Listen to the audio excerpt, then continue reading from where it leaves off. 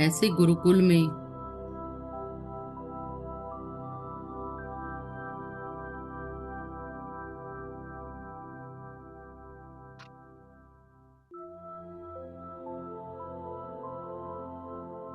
ध्यान की ऊर्जा को और गहरा करेंगे।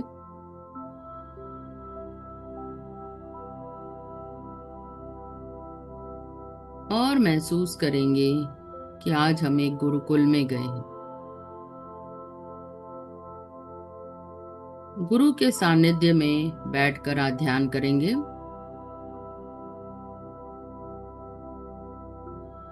वहां का शांत वातावरण, पेड़ों पर चिड़ियों की आवाज, दूर होते हुए एक यज्ञ की महक, बहुत सुंदर खुशबू आ रही है, गुलाबों की, कर्पूर की। असीम शांति को और महसूस करेंगे। गुरुकुल के वातावरण में आती जाती सांसों पर ध्यान देंगे और सुनने की कोशिश करेंगे कि इस वातावरण में मेरे लिए क्या है। गुरु क्या कह रहे हैं जो मेरे लिए आज आवश्यक है।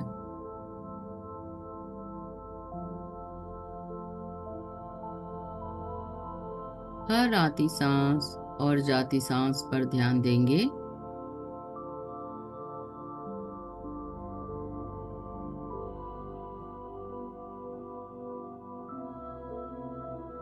वातावरण में और गहराई में उतरेंगे और थोड़े मन को गहरा कर लीजिए। 3, 2, 1। बिल्कुल मन की गहराइयों में।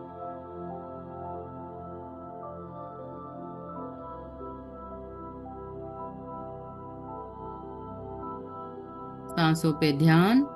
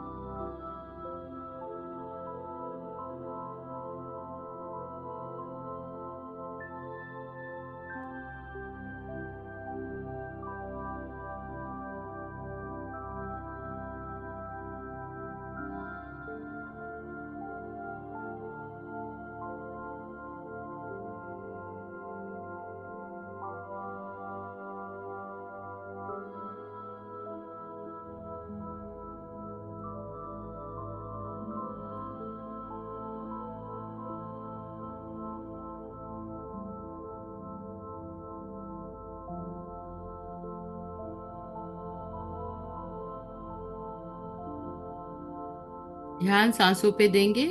आती जाती सांस क्या कहने की कोशिश कर रही है।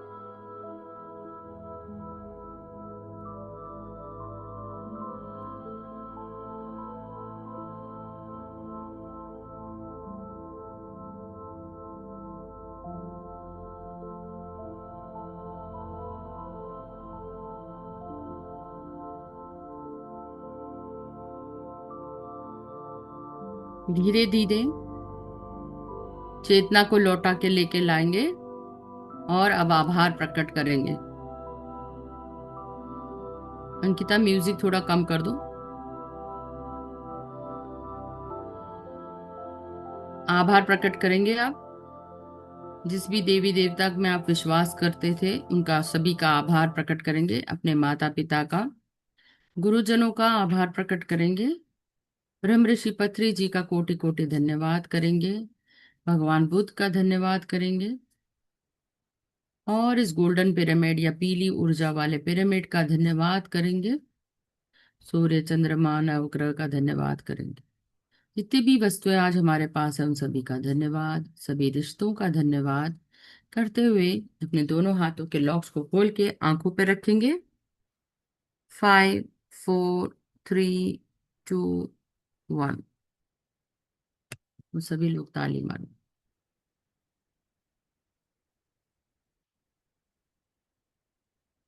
तो अभी ध्यान के बाद आज हम ज्ञान के क्षेत्र में जाएंगे और थैंक आज यू। का हमारा टॉपिक है गोल्ड कॉन्सेप्ट। थैंक यू दिख रहा है ma'am. Screen? Thank you. Screen दिख रहा है? जी मैम, मैं थोड़ा सा आपका हाँ कर हाँ लूँ। हाँ। Stop share. आत्मंदन मास्टर, मैं रचना सहाय इंदौर से मेडिटेट योर सेल्फ ग्रुप में आप सबका हार्दिक स्वागत करती हूँ। जो भी जूम से जुड़े हैं और जो भी यूट्यूब से जुड़े हैं उन सबको हार्दिक नमन, आभार और धन्यवाद। फ्रेंड्स, आज हमारे साथ अंजना बालिगा मैम, जो कि गाजियाबाद से हैं, हमारे साथ उपस्थित हैं। और मैम 2 साल से स्पिरिचुअल टैबलेट से जुड़ी हुई हैं और साथ ही साथ वो 2 साल से सेवा भी दे रही हैं, जो अपने आध्यात्मिक उन्नति और ग्रोथ के लिए ये बहुत ही बड़ा कार्य है, सेवा देना। और इन्हीं सेवा के साथ साथ वो अपने मार्ग में उन्नति की तरफ बढ़ रही हैं और सुगमता से अपने अग्रसर हो रही हैं। तो धन्यवाद। और उसके साथ साथ दिल से आभार देते हुए मैं इनका स्वागत करती हूँ। Over to you ma'am. Thank you सभी का अभिवंदन। और शुरू करते हैं आज का ज्ञान का सत्र। और आज का टॉपिक है गोल्ड कॉन्सेप्ट। तो आज जो हम टॉपिक पढ़ रहे हैं सोना या सोने की अवधारणा। जैसे पिछली बार घास की पढ़ी थी, तो आज हम पढ़ेंगे सोना। तो जैसे कि आप देख सकते हैं ये कुछ सोने के टुकड़े हैं। कहते हैं कि बहुत सारे खानों में से कोयले को जब तपाया जाता है या कोयला जो है बहुत साल तक तपता है, उसके बाद कहीं खान में से, मतलब आप कहिए 10 किलो अगर कोयला है तो उसमें से मुश्किल से आप 500 ग्राम या 1 किलो उसमें से सोने के कुछ कण निकलेंगे। और फिर उसको मानव जो है बहुत ज्यादा फैक्ट्री में उसको तपा के तराश कर इस सोने को प्राप्त करता है। तो आज हम जानते हैं कि सोना, क्योंकि आज की डेट में अगर हम देखें तो लाख रुपए तक पहुंच गया है ना। 10 ग्राम सोने की जो कीमत है आज की डेट में 1,14,000 कुछ हो गई है। तो सोना कितना कीमती है। पर ये उतना ही आवश्यक पुराने जमाने में था।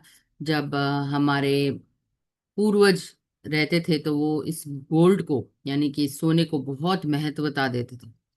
किसी भी शादी में, किसी भी त्योहार में जो सोना होता था उसको खास निकाला जाता था।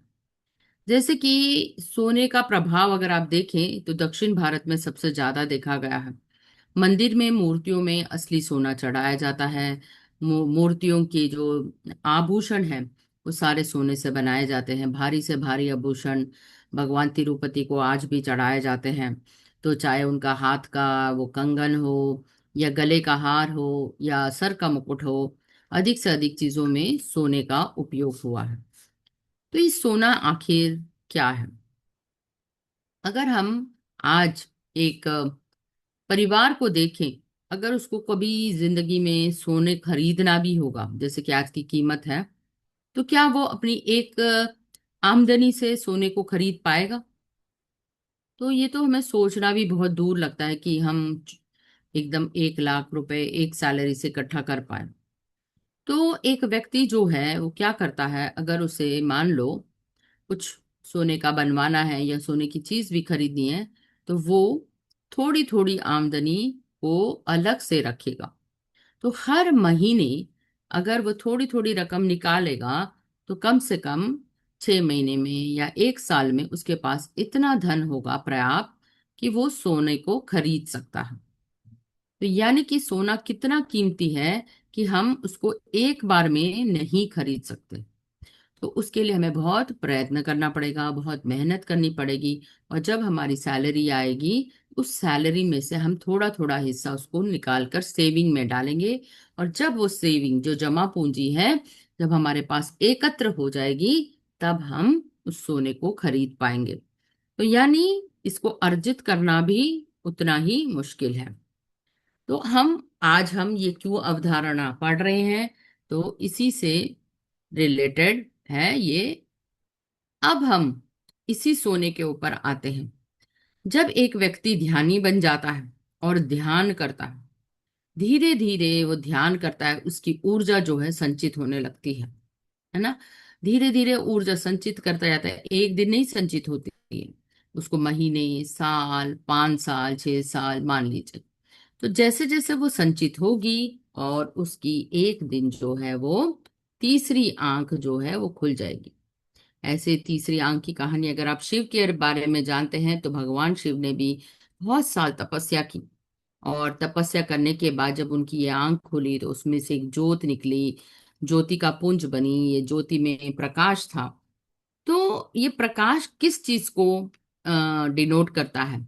अगर आप देखें, अगर हम ये दोनों आंखें बंद कर लें, जो कि हमारी ज्योति है, तो हमें अंधेरा नजर आएगा। तो अगर हमें भीतर की यात्रा करनी पड़ेगी, तो अगर भीतर या मन को देखना पड़ेगा अपने भीतरी इंद्रियों से, तब एक प्रकाश दिखाई देगा।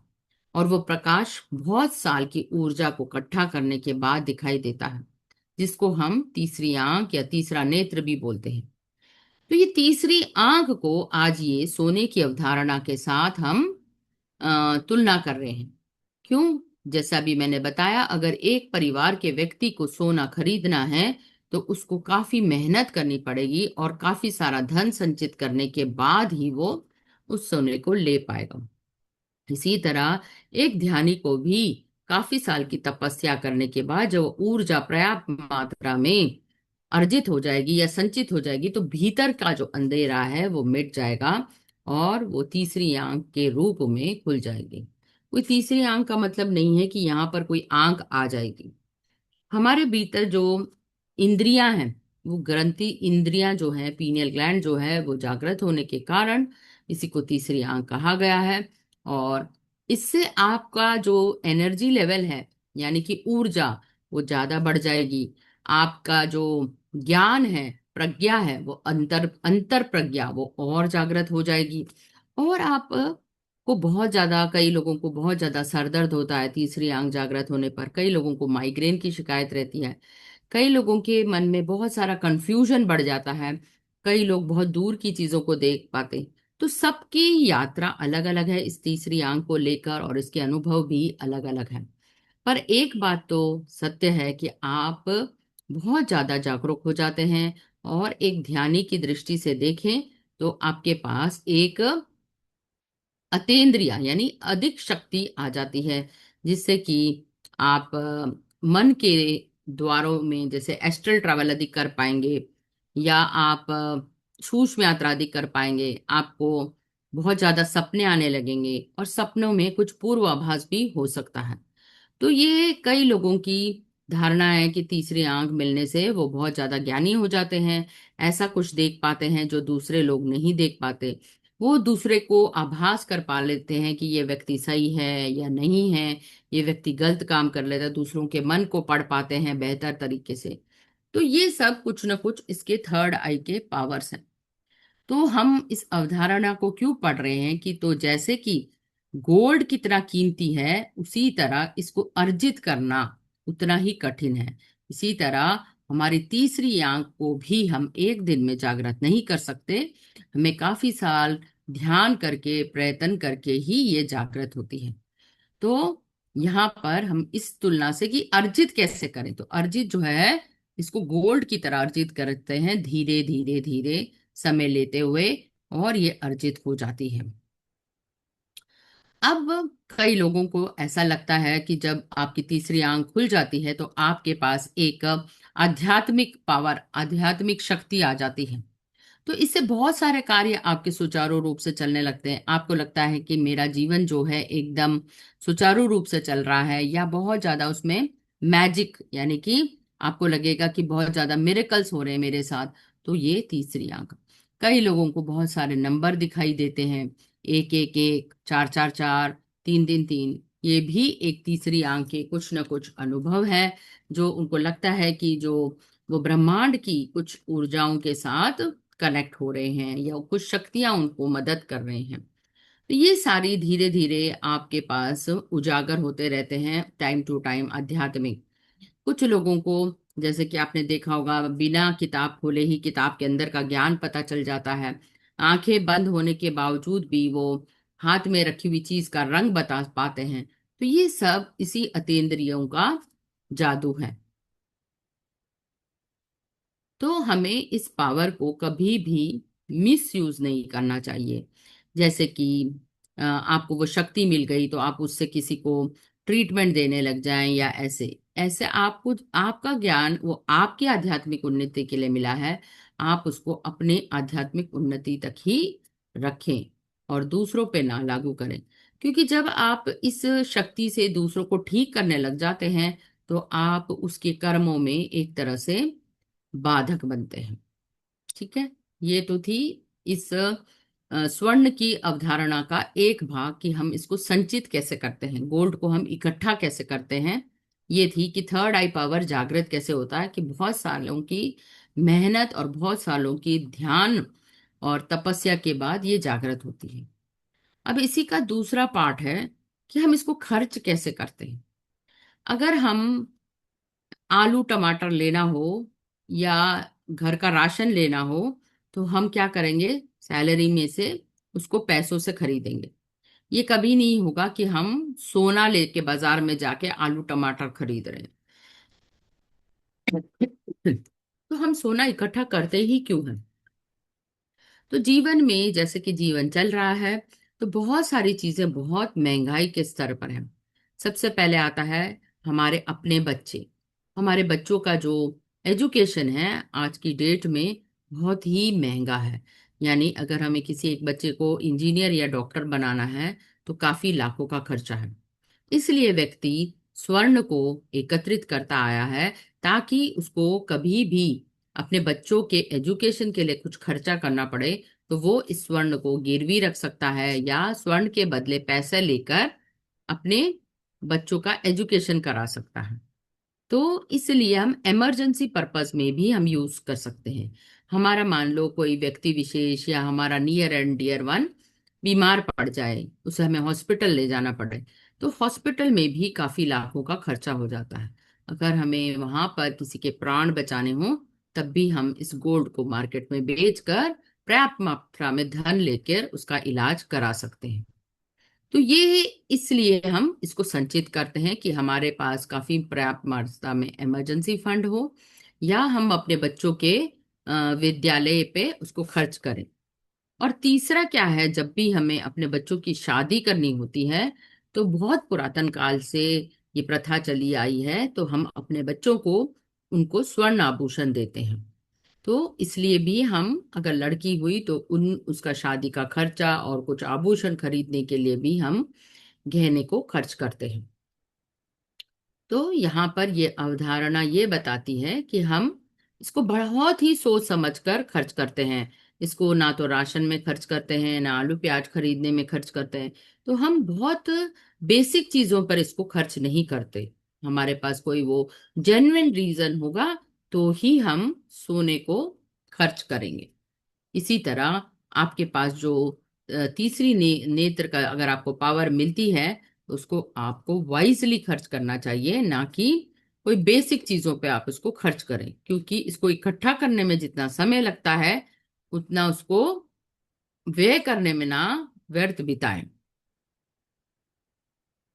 तो इसीलिए जो हमने शुरू के स्पिरिचुअल टैबलेट कुछ पढ़ाए थे, उनका आपको कड़ी नियमों का पालन करते रहना चाहिए। यानी कि आनापान सती रोज करना चाहिए, आपको स्वाध्याय रोज करना चाहिए, शाकाहार को रोज निभाना चाहिए।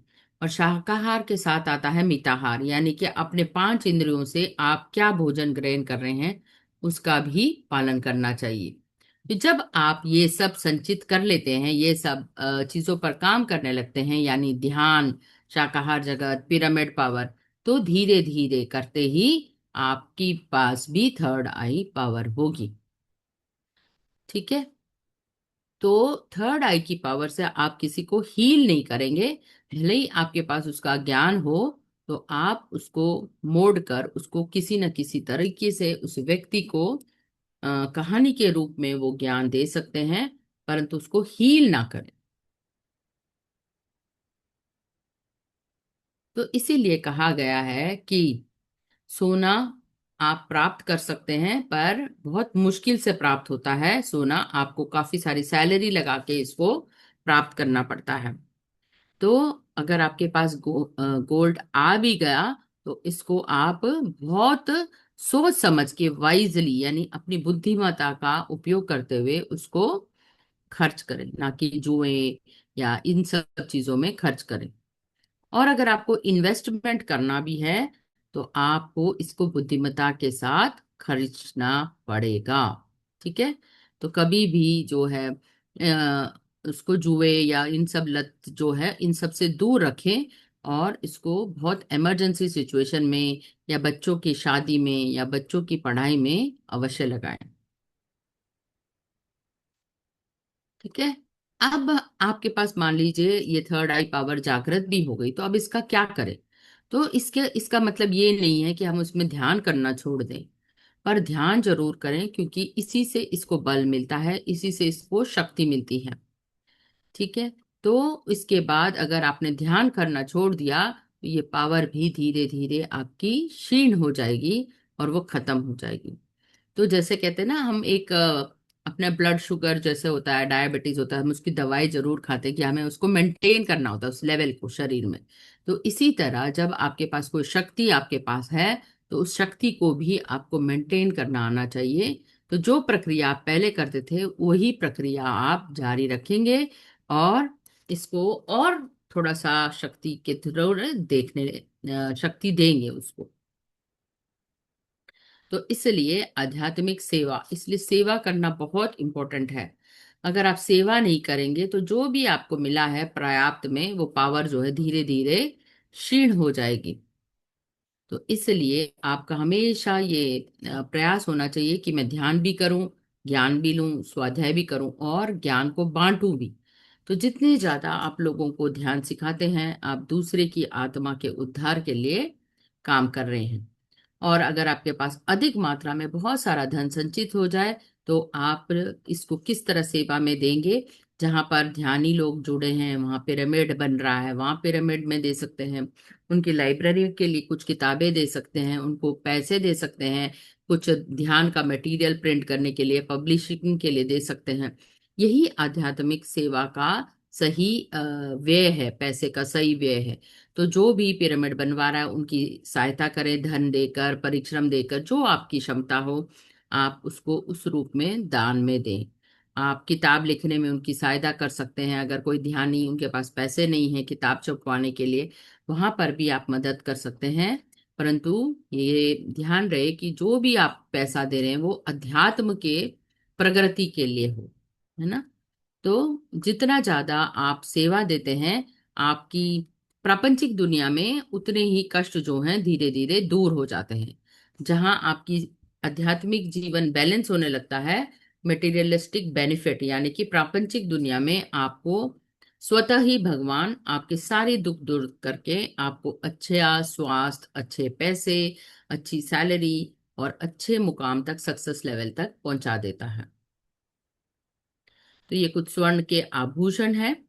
ये क्यों दिखाए गए हैं? क्योंकि आध्यात्मिक तौर पर इन्हीं आभूषणों के अनुभवों के अनुसार आपके पास समस्याएं हो सकती हैं।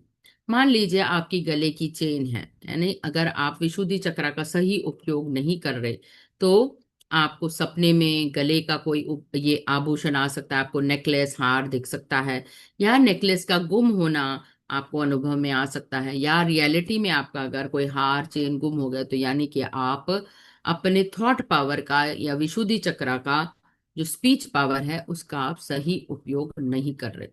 मान लो आपकी नाक की नथनी हो जाती है, यानी कि आपके जीवन में पूर्वाभास है कि जीवन में कुछ इमरजेंसी सिचुएशन आने वाली है। और यदि कंगन हाथ का अगर खो रहा है या आपको सपने में कंगन दिख रहे हैं तो इसका अर्थ है आप कुछ देना और लेने में चूक कर रहे हैं, या तो आप बहुत अधिक दान कर रहे हैं या उससे हाथों से कुछ अधिक ले रहे हैं। तो अगर कंगन जैसी चीजें आ रही हैं तो गिव एंड टेक में देखना पड़ेगा कि आप ऐसा क्या कर रहे हैं जिससे कि आपका हाथों का लेन देन जो है वो बिगड़ रहा है।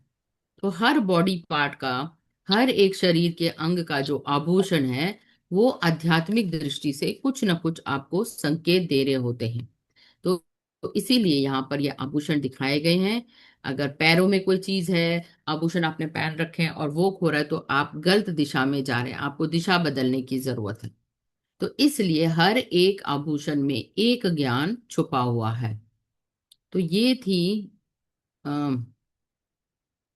और अगर आप बाय चांस ये जो आपकी पावर आपको मिली है इसका मिस यूज करते हैं तो क्या आपके जीवन में समस्या आती है।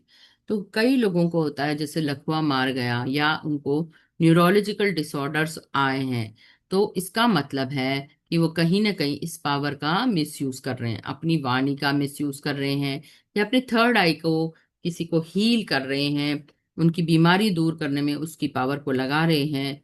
तो यहाँ पर वो व्यक्ति खुद भी पागल या न्यूरोलॉजिकल सिम्टम्स, डिप्रेशन, पैरालिसिस जैसे ग्रसित हो सकता है। तो यहाँ पर हम सोने की अवधारणा के लिए कुछ स्वाध्याय की कुछ किताबें बताते हैं, जैसे कि यू फॉर एवर है, वो आप पढ़ सकते हैं। तो आपने देखा दोस्तों कि सोना जो है वाकई में जितना कीमती है उसको संचित करना भी उतना ही कठिन है, और अगर संचित हो जाए तो उसको खर्च भी हमें उसी हिसाब से करना चाहिए, अपनी बुद्धिमत्ता से खर्च करना चाहिए।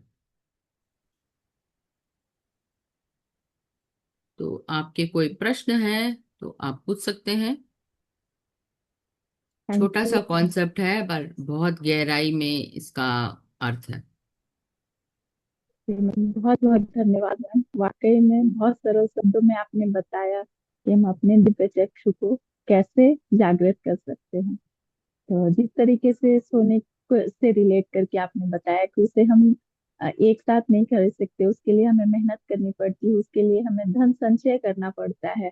और ठीक उसी तरीके से हम साधना के माध्यम से अपने दिव्य चक्षु को जागृत कर लेते हैं, लेकिन उसका भी यूज हमें कहाँ करना है, कैसे करना है, इसका भी ज्ञान आपने बहुत सुंदर तरीके से दिया। तो hmm. Lots of gratitude ma'am, thank you so much. Yes friends, किसी को कुछ पूछना है या फिर अपने एक्सपीरियंस शेयर करने हैं ध्यान की हो, या फिर आज जो हमने ज्ञान लिया मैम से, तो आप हैंड रेज करके बोल सकते हैं।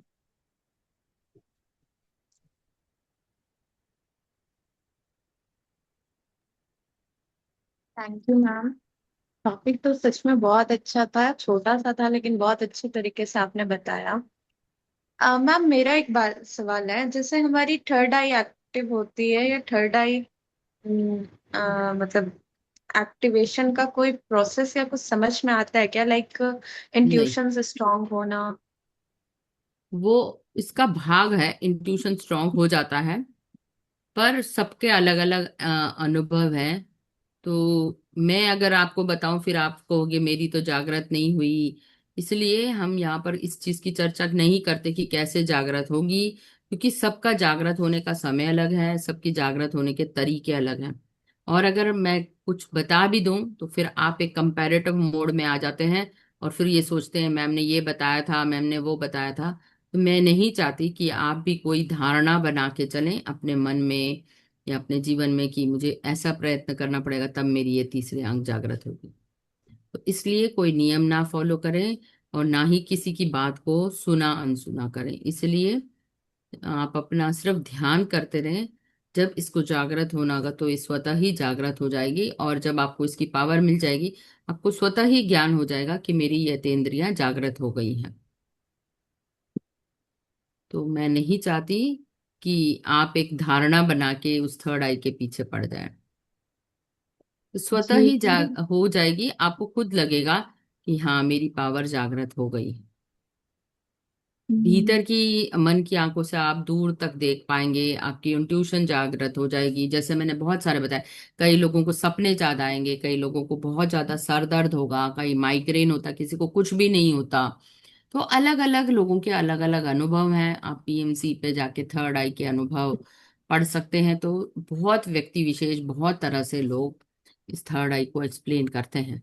पर हमें इसको ना तो, ये विषय नहीं है हमारा यहाँ विषय गोल्ड अवधारणा, यानी कि ये जो पावर है ये आपकी गोल्ड के बराबर है, ये बताने की हम कोशिश कर रहे हैं कि आपको संचित करने में जितना समय लगता है उसको व्यय भी उतनी सरलता से ना करें। बहुत सोच समझ कर धन का व्यय करें। गोल्ड का व्यय करते हैं तो उसी तरह थर्ड आई को भी आप बहुत सोच समझ कर वाइजली उसको खर्च करें। तो कॉन्सेप्ट इसलिए यहाँ थर्ड आई को गोल्ड के साथ कंपेयर किया है और एक्सप्लेन किया है। तो यहाँ पर हम कोई वो क्या क्लेम नहीं करते कि हाँ आप इतने साल ध्यान करेंगे तो ये तब जागृत हो जाएगी। ठीक मैम है। एक और आत्म क्वेश्चन आया है थर्ड आई से ही रिलेटेड। हम्म। आई थिंक अगर आत्मवंदन में हम्म, आत्मवंदन में आत्मवंदन। हाँ मैम, थर्ड आई से तो मेरा कोई क्वेश्चन नहीं है, बस एक छोटा सा क्वेश्चन है कि अगर ये एक्टिवेट होता है तो कुछ हमको एंटिटी या डिफरेंट बींग्स कुछ हल्का सा दिखता है क्या? जैसे ईटीएस बोलते हैं, एक्स्ट्रा टेरेस्ट्रियल बींग, या फिर कुछ दूसरे मतलब डायमेंशन के कुछ प्राणी। क्या पूछने की कोशिश करें अंकिता, समझ में आया क्वेश्चन? बताओ मुझे, क्या देख पाएंगे हम? क्या मैम जैसे देख? एक्चुअली डिफरेंट डायमेंशन के लोग, या फिर जैसे हम लोग बोलते हैं कि घोस्ट वगैरह, ये सब नहीं दिखने लगता है क्या नहीं हमको? नहीं, जहां तक मैंने कोई अनुभव जितने सुने हैं, ऐसा कुछ नहीं कि भूत प्रेत दिखने लग जाएंगे। नहीं, भूत प्रेत वगैरह नहीं दिखते हैं इसमें। आप अपने आप को अधिक मात्रा में समझ पाएंगे। जो आत्मा की यात्रा है वो अपनी खुद को ज्यादा समझ पाएंगे। और आपकी आध्यात्मिक ज्ञान जो है, प्रज्ञा, वो अधिक से अधिक उजागर होगी, ये पक्का है। यानी ब्रह्मांड का ज्ञान आपको बिना पढ़े मिलने लग जाएगा, ये तो फॉर श्योर है। समझ गए? जो ब्रह्मांड में इतनी सारी विद्या है ना, उसके लिए हमें कितनी किताबें पढ़नी पड़ेंगी तब जाके वो विद्या आएगी। तो आपकी अगर थर्ड आई जागृत हो जाती है तो ऐसी विद्या आपको मिल जाएगी जिसके लिए आपको किताब ही ना पढ़ने पड़े। तो ये पक्का है। तो वो ज्ञान जो है ब्रह्मांड का, वो आपको स्वतः ही डाउनलोड होना लग जाएगा। तो ये तो मुझे नहीं पता जो आप बोल रहे हो। नेगेटिव ऊर्जा तो कभी जागृत नहीं हुई है आज तक किसी की। तो ब्रह्मांड का नहीं मैम। ज्ञान, प्रज्ञा जरूर जागृत हो जाती है, और आप अपने आप को बेहतर जान पाते हैं, या अपने मन को बेहतर देख पाते हैं, जिसको हम कहते हैं ना साक्षी भाव। वो अधिक से अधिक आपका होने लग जाएगा। आपके अंदर जागरूकता बढ़ जाएगी, अवेयरनेस बढ़ जाएगी। इंट्यूशन तो मैंने जैसे कि कहा, आपकी सिक्स्थ सेंस, पहले ही पूर्वाभास होने लग जाएंगे कुछ, कि कल क्या होने वाला है, या किसी के साथ बुरा होने वाला है, या प्रकृति में कोई बहुत बड़ा आंधी तूफान आने वाला है। वो सब चीजें आपको पहले से थोड़े से ज्ञाता हो जाएंगे या ज्ञानी हो जाएंगे। Thank you ma'am. Thank you. Rita ma'am का प्रश्न है। यस रीता मैम पूछिए।